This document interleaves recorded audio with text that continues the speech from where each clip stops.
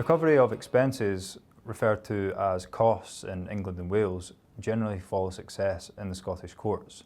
However, the question is always one of equity. When an order of expenses is made by the court or an action is settled out of court and the losing side agrees to pay its opponent's expenses, the successful party prepares a judicial account of expenses in line with a table of fees. However, the table is not generous and does not go very far by way of indemnifying the successful party. We usually advise our clients that between half and 3/4 of what has been spent will be recoverable if a party is wholly successful. In an extrajudicial settlement, it may be prudent to try and argue that all actual expenses incurred are met as part of the overall compromise of the claim. Otherwise, if judicial expenses are to be met or awarded, an account of expenses is prepared and submitted to the Auditor of Court to tax and report. There are strict time periods for lodging accounts of expenses for taxation, and if these are missed, then it is likely that you will not be able to recover your expenses. The Civil Litigation, Expenses and Group Proceedings Scotland Act 2018 provides that in personal injury cases, unsuccessful pursuers may not be liable in respect of any expenses, irrespective of the lack of success, so long as they are not shown to have conducted the proceedings in an inappropriate manner. Now, this is now commonly referred to as qualified one-way cost shifting. However, the Act is not in force yet, as we await secondary legislation and rules changes in order to bring the various provisions into full force and effect and provide more detail on how they will operate in practice. Please check our website for updates, and in the meantime, it is worth noting that this particular provision will be restricted to personal injury cases, and there are various qualifications to it. Counsel's fees are almost always recoverable in the Court of Session, although it is still possible for a party to argue that they are excessive or that the action should not have been raised in the Court of Session in the first place and it should have been raised in the Sheriff Court. In the Sheriff Court, solicitors also have rights of audience, and the Sheriff must sanction the involvement of counsel in a case. The Sheriff will usually do so in difficult or complex cases, but it's certainly not automatic. It is also possible to apply for sanction for counsel in advance, so that you don't end up at the end of the case having instructed counsel, only to find out that the court will not sanction their fee as part of your recoverable expenses. The involvement of an expert witness must also be certified by the court as reasonable, and the costs are recoverable in that case from the losing party. Recently, the Scottish courts have taken a more strict line with what is and what is not considered to be an expert opinion, so it's not necessarily a done deal that your expert will obtain the necessary certification in due course. We are often asked if an instructing in-house lawyer may recover their fees.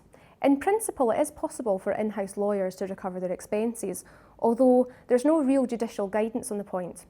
It's important that duplication of work will not be permitted, as the account of expenses is prepared as though only one solicitor was involved.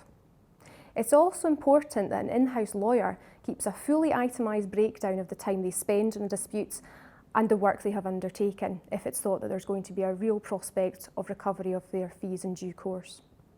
As we have mentioned already, the fees which are recoverable are not very generous. A finding of expenses is at the discretion of the judge.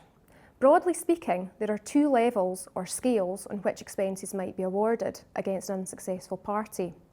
The first is expenses on a party-and-party basis, and the second is expenses on a solicitor and client, third-party paying basis. The usual finding of expenses in Scotland is on a party-and-party basis. Party-and-party costs are those costs which are strictly necessary to conduct the litigation, so they're not as generous as the indemnity costs you would more commonly see south of the border. In some cases, a judge may award expenses on a solicitor and client third-party paying basis, and these are the costs which are reasonably incurred by the solicitor in protecting their client's interests. These costs are still not quite the same as the indemnity costs of the client, but they're more generous than the typical award in Scotland of party-and-party costs.